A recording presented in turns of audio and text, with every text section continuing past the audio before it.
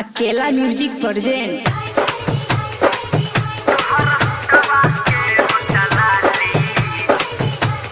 DJ Manish Raxaul.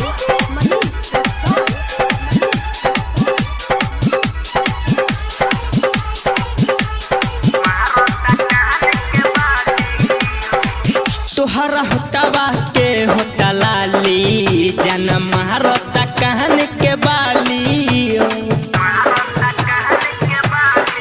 तोहरा होतवा के होता लाली जन्म मारता कहन के बाली हो। अखिया में लगा बेलु सुरमा, अखिया में लगा बेलु सुरमा, दिलवा हो जाला घायल हो। तोहरा होतवा के होता लाली जन्म हरता कहन के बाली हो। डीजे मनीष रक्सौल।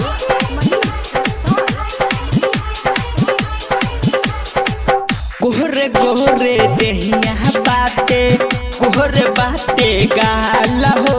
सचहू तोह के फुर्सत से बा रचले बह भगवान हो। गोहरे गोहरे देहिया बाते गोहरे बाते गाला हो। सचहू तोह के फुर्सत से बा रचले बह भगवान हो। चाल चले लो ऐसे तू, चाल चले लो ऐसे तू, मनवा हो जाला घायल हो।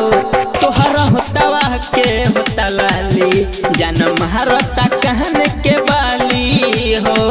तोहरा होतवा के होता लाली जन्म हरता कहन के बाली हो।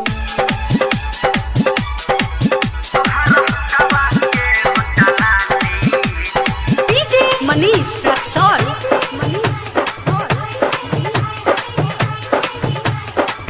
कोहरी के तना बराई तोहर देख के होला फीला हो। अब सारा जाजून के तू ले गलू दिल हो।